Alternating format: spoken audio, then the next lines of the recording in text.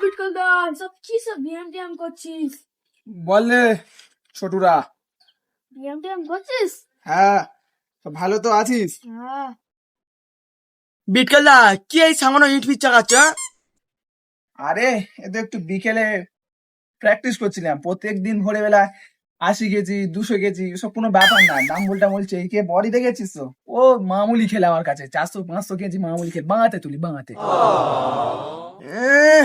এটা বড় বড় ডালের সাথে তাহলে এই গল্পটা তুলে দেখাও দেখি, এই গল্পেরটা কত দম দেখি।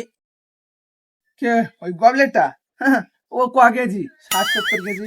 প্রত্যেকদিন 200-400 কেজি চাকাচ্ছি, তো বললাম না ও বাচ্চাকা খেলে বাঙাতের খেয়ে। চল দেখাচ্ছি। হ্যাঁ চলো চলো চলো চলো। চলো চলো। বাচ্চা খেলে। চলো দেখি কত আর খেয়ে যাবে। সরা সরা গিয়া বাচ্চা বললাম না বাহাতের খেল। দেখ বাহাতের খেল।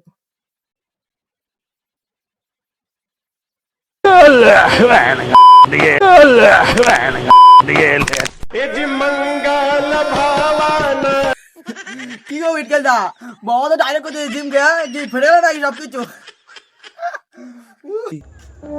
বড় বড় ময়ের মেরে এ কি অবস্থা হলো? অপমানে পড়ে গেল তো।